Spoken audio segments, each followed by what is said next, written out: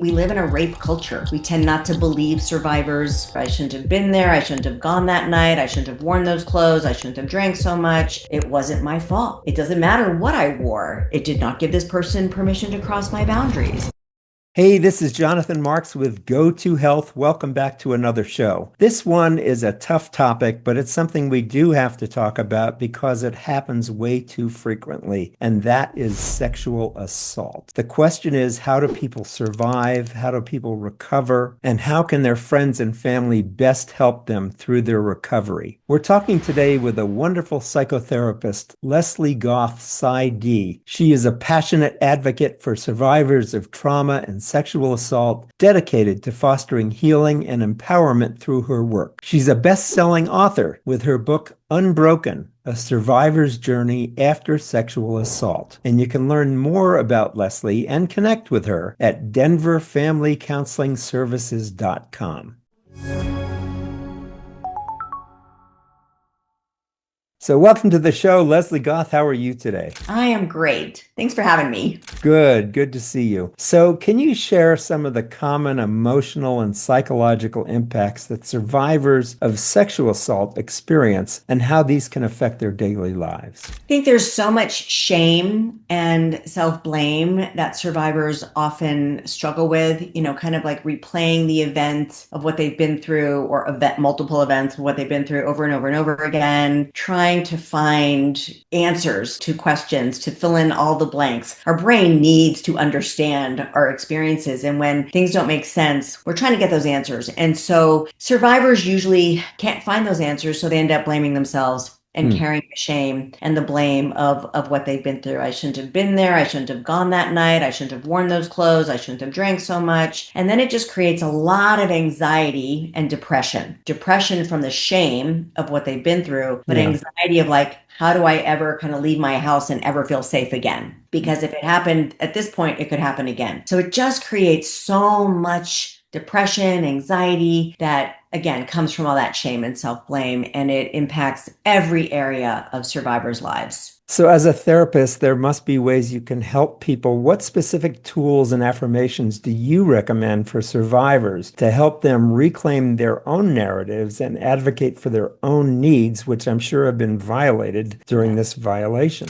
It's multifaceted, but we have to work on the shame and the self-blame. We have to bring self-compassion into that process. We also have to work on how to create a sense of safety again, because trauma is a complete stripping away of people's sense of safety. Whatever the trauma is, it could be a car accident, it could be sexual assault, whatever it is, someone has come and just taken away any semblance of control. So finding ways to rebuild that sense of control in people's own bodies and in their environment, that's really, really important. So we work on things in a multifaceted way. So like mindful meditation would be something that I strongly promote. Just learning how to connect to the body again, feel safe with the body. Affirmations might be, I can learn to forgive myself. I can learn to hold my perpetrator accountable. I can learn to let go of my shame, things like that. So there's those kinds of tools and techniques that people can do with a therapist or on their own. There's also the tool of EMDR therapy, which is my absolute favorite tool to help people actually process the trauma. It's a way for the brain to get that period at the end of the sentence of what they've experienced, get kind of the answers to the unanswerable questions, and to put the trauma, the event, in its proper place, where now all their shame and self-blame has been removed from their mind and body, and they understand the whole experience in a new way, or they don't have to carry any of their own yuck, is what I call it. What's the therapy called? I didn't quite get that. EMDR therapy. It stands for eye movement desensitization reprocessing therapy. Right. And how does that work? There's a, you flip there's thing back and forth. You create the eye movement, right? So because I do all full-time telehealth with my clients, I have this tool that I can send them. They have a little blue dot on their screen that I control, and they just follow the dot. A lot of clients, for a variety of reasons, they might get headaches, their eyes don't work that fantastic, don't like the blue dot, so they can just self-tap. And it creates that eye movement that is needed to access the trauma part of our brain, unlock it, and bring it to the front part of our brain, our frontal lobe, where we can then make sense of what we've been through. Wow. So it really is getting control because I'm sure once you've been through a trauma, it's just anxiety and depression and, overwhelming. And Overwhelming panic and hypervigilance yeah, and everything just feels out of control because at any moment something really bad could happen again. right. So the EMDR does what? I know you It explained it, but helps. if you So could yeah, so it re-explain it. desensitizes. So let's say, I always ask clients, like we're targeting the trauma, and I'll ask them like, how upsetting or disturbing does it feel to you on a scale of 0 to 10? It's usually pretty up there, like a 10, right? Yeah. So the desensitization part of the processing, the DEMD, the desensitization is we are processing it. We're bringing that 10 down to a 0.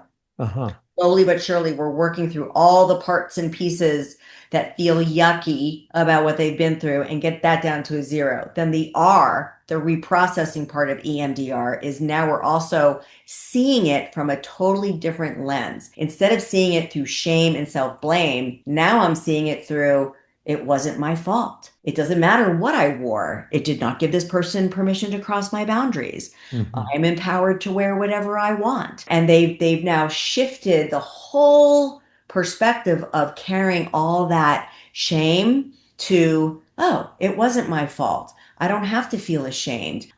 This other person can be held accountable, whether it's a family member or a stranger, someone they knew, things like that. And it just changes the narrative to a place where now it makes sense, and I don't have to carry any of the trauma as mine. Got it. You mentioned that you see people virtually. So Yes. can people see you from anywhere in the country? Do they have to be a Yes. certain state? So I am licensed in Colorado. I'm based out of Denver and I'm licensed in Colorado, but I'm also a part of PSYPACT. PSYPACT is spelled PSYPACT. PSYPACT was started with COVID, which allowed licensed clinical psychologists to practice across state lines Hmm. because there was such a need Yes. for therapists. Yes. So that has continued. And now most states, I can't remember out of all, I don't know what the total number is. Most states are participating in PSYPACT. There's still a few that are not.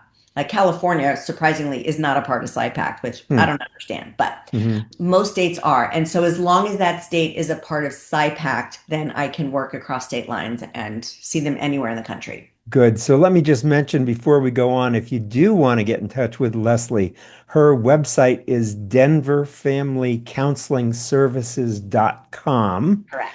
Yes. And she's got a marvelous blog there that I recommend you take a look at because there are a lot of wonderful articles there. Lesley, you also have a book. Tell us about the book that you've written. Well, since you Oh, happen good. to bring it up, Okay, good.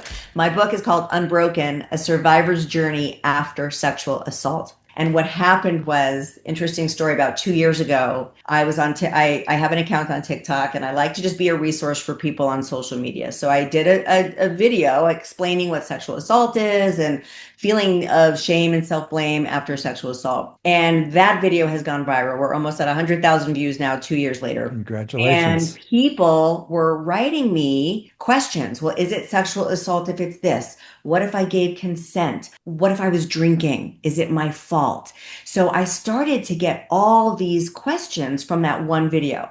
And Hmm. I always knew I had a book in me. And all this, it just came to me. I was having a discussion with my son, and we were just kind of like, brainstorming over dinner one night, like, what could I write a book about? And it just hit me like a ton of bricks. Each one of those questions could be a chapter in a book helping people heal and survive from sexual assault. And I really took each one. I'm telling you, I mean, they're fascinating. What if I knew the perpetrator? What if I did give consent? That's a big one. So I went through all the questions that I received in it. There's a chapter for everyone. There's also a chapter for loved ones of survivors and how to support their loved one. Okay.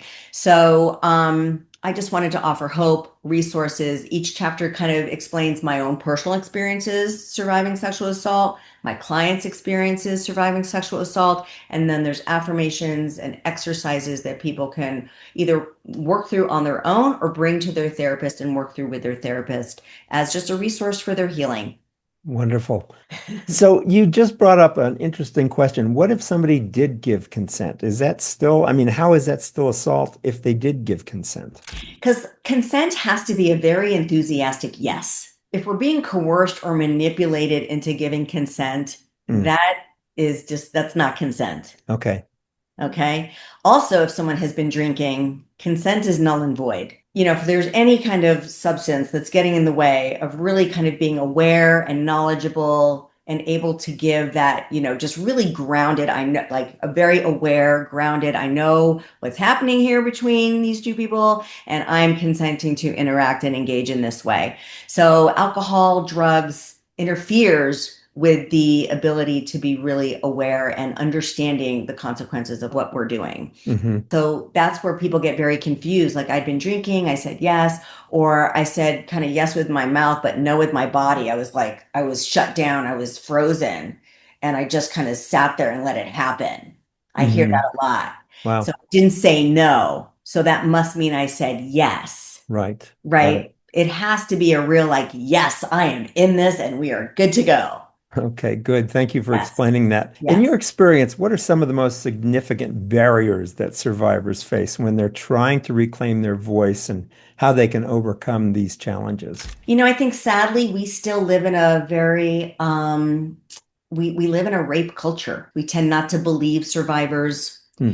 We tend to support perpetrators a lot and really create an environment that makes it very difficult for survivors to come forward and feel empowered to tell their stories. Survivors that do end up, going to court and testifying against their perpetrator are often just raked across the coals with, questions of their sexual history. Maybe they did give consent. The fact that they were drinking doesn't matter, but as you and I now know, it absolutely Hmm. matters. And they get, really shamed. A lot of even just going and getting questioned by authorities, by police. The victim will be asked horrific questions like, what were you wearing? Hmm. Why does that matter? Hmm. Right? Hmm. So I think the society that we're still in really holds survivors, victims back from coming forward and being able to be heard and get the justice that they need and that they deserve. Now, survivors that are in families where a family member has harmed them in this way, they're often not believed. Hmm. So that's another block and another obstacle where they're not believed, or again, more shame. Well, you brought it, or they'll be blamed. Like, you brought it on. You shouldn't have been alone with Uncle Joe or something like that. Like, are you kidding me? So I think it's the blame and the shame and the questions that survivors often have to face that really perpetuate the shame. I'm surprised by what you're saying. I'm familiar with the rape culture that you describe, but I Mhm. thought that was like 20, 30 years ago. Is it still the same? Oh, yeah. I mean, as recently as the P. Diddy case, as recently as people in government that shall not be named, Hmm.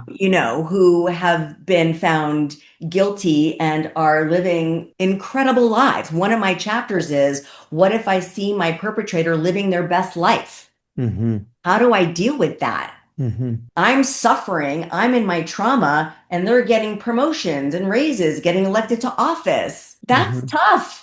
Yeah, yeah. That's really tough. So I think we're still seeing a lot of the perpetrators being supported and lifted up, and victims are still, really suppressed and oppressed. Speaking of that, could you discuss the importance of self-advocacy in the Mm. healing process and provide some examples of how survivors can effectively advocate for themselves, even if they didn't do so during their assault? So I think, doing their own therapy and processing their trauma will empower them. First and foremost, like really healing from what they've been through is so empowering. And that's such a powerful way to get one's voice back. Then Hmm. there's just so many resources online. There's RAINN.org, RAINN.org, Sapria. There's just so many. I've got a laundry list on my website of resources and links that people can look at to see ways that they can be in support groups, that they can volunteer and help other survivors, that they can really start to feel like, okay, I'm not a victim anymore. Maybe my situation turned out a certain way, but I can still help other survivors, or I can go, try to get certain bills passed, certain laws passed. There's ways that people can get involved and try to have a very powerful impact for our future. So there's just, you can even Google, how do I get, how can I advocate for myself as a sexual assault survivor, and just see all the things that will come up. But my site has a lot of them there.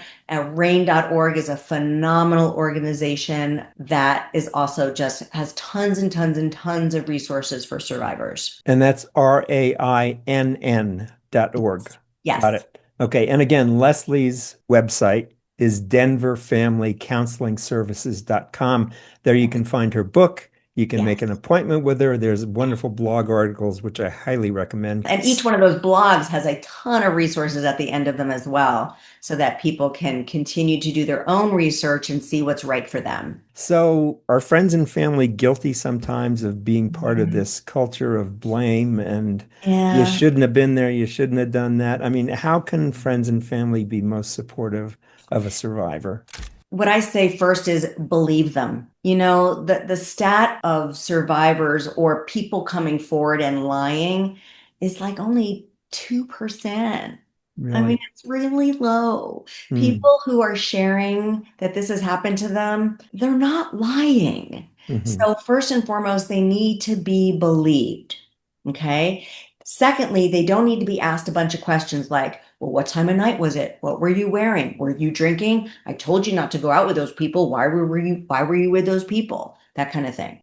They don't need a lot of questions. They need support. They need to be asked, what can I do to support you? Do you need help finding a therapist? Do you need me to go on walks with you? Do you need me to help you find tools of safety so that if you have to walk from point A to point B because you work the night shift or something and you're not safe walking to your, do you need me to go with you so that you're always safe? Something like that. What do you need? How can I support you? Got it. That's what family members and loved ones can do. Believe, not ask a lot of questions like why, but how. How can I support you? Right. What are you needing? The other thing they don't need is to be told what to do. You need to go to the authorities. You need to get into therapy. You need to right? The partners and family members are going to probably feel very helpless because their loved one is hurting. Yeah. And they're going to want to jump into fix-it mode. So it's really important not to jump into fix-it mode. Now, tell me why, because I would think that if somebody close to me had been assaulted, I'd want them to go to the authorities. I'd want them not to hold back. Why shouldn't I be doing that? Because they're maybe not ready. Their boundaries have already been crossed. They don't need to be told what to do and then shamed because they're not doing those things. They need to be empowered to know, like, if I'm going to go to the authorities, it's because I am ready to go to the authorities. Because remember what I said earlier, going to the authorities can be very traumatizing also. Yes. They might be asked all those same shaming questions and then told, well, we don't have a case because you were drinking or because, you don't really remember who it was. I see a lot of clients who've been roofied. They don't have the memory. And, well, we can't do anything about that. Sorry, you were drinking and you got drugged and nothing we can do. That's re-traumatizing all over again. So for a survivor to choose to go to the authorities, they have to know what the risks and benefits are and that they're going to get that support and not be told to do something that could actually be 10 times traumatizing. How long does recovery take? Is there an average time? Does it vary? Yeah, and I get that question all the time, but it really takes as long as it's going to take, because also, is this just a one-time event that's happened to you, or have there been other sexual assaults or other traumas, like boundary crossing traumas in your life that are now also intensifying what you've just been through? So like one of my clients is a recent survivor of a date rape where she was roofied, but it's bringing up childhood sexual assault that she went through as a little girl. Wow. What's roofied? You've used that term. Roofied is when you're drugged, when a certain substance that you cannot taste in your drink has been put in your drink, and it causes you to, like, even just after one drink, feel completely drunk. You black out. Memory is very spotted at best. And there's a lot of confusion. There's just a real loss of control over one's body, inability to make any kind of choices or decisions, completely impossible to give consent, and high probability that you are being taken advantage of and hurt in a very, very bad way. Is there a period of time by which a survivor should get help? The sooner the better, because the longer people wait, the more that trauma gets implanted in the trauma brain. Mm-hmm. And so the sooner something happens that you can actually start working through it, the better, the easier it will be to kind of work through it. But again, that also depends on what is that person's previous trauma. Right. That But can again, kind of if you're a friend complicate or it. family, even though they should get help sooner, it's not to go into fix-it mode. It's to help empower them and see how you can help and support them. They have to come to the decision. They have to be ready to do the work Yeah. because they're the ones that are going to have to relive it. Yeah. Is there a way that friends and family can help provide some kind of self-advocacy or develop that in the person? Yeah, just to kind of keep reminding the person that they're there to go at the survivor's pace. I'm here. I will be right by your side for whatever you need. And so when you're ready to take a step A, B, C, or D, you let me know how I can help you, but I will wait for your lead. Okay, Right? good. It's so nice to know that you can see people throughout the country if they need help. I know. I feel very privileged and lucky to be able to do that. I really appreciate PSYPACT and what's been created, and that more states are getting on board, because sometimes it's hard to find people in your own community or your own state. So being able to like spread the net wider is great. It's helpful. It helps providers, be able to reach more clients, but it really helps the client have more access to more professionals that really specialize in what they're needing. Good. So we Yeah. come to the part of the interview where I ask, what question haven't I asked yet? Or what message would you like to leave people with? The message that I always love to leave people with is a message of encouragement and hope, that so many survivors feel broken. And that's why I named my book Unbroken, because you feel broken, you feel like you are forever damaged. And I just want to encourage people and give them hope that they're not, that whatever the trauma is, whether it's sexual assault or any type of trauma that you've been through, that you can heal. You can do the work, you can get the support, and you can heal. It is absolutely possible that this does not have to be the story of your life. It's a part of your life, and it's going to be part of what makes you you, but it does not have to define you. You don't have to stay feeling broken. So Good. that's the message I always want to leave with people. Good. Lesley, it's been wonderful speaking with you. I could just feel amazing energy from you and how much supportive you must be when you're working with clients. Thank you, It's Jonathan. wonderful energy. Thank you. I appreciate that so much. Good, good, good. So we've been talking with Lesley Goth, PsyD. She's a passionate advocate for survivors of trauma and sexual assault, dedicated to fostering healing and empowerment through her work. She's got a background in trauma, including PTSD, eating disorders, as well as anxiety and depression. She's spent over 21 years supporting individuals on their journey to recovery, and she's a best-selling author of the book, Unbroken, a survivor's journey after sexual assault. Thanks for being with us again today, Lesley. Thank you, Jonathan. I appreciate it. Good. And you can visit her again at denverfamilycounselingservices.com. We want to keep bringing you the stories and insights you find valuable. Help us out, please, by leaving a 5-star review on Apple Podcasts, Spotify, YouTube, or wherever you're listening to us. It helps other dedicated listeners like you discover the show. Thanks for being with us. Remember, as we say at the end of every show, go to health. God bless. We'll see you again. Bye-bye.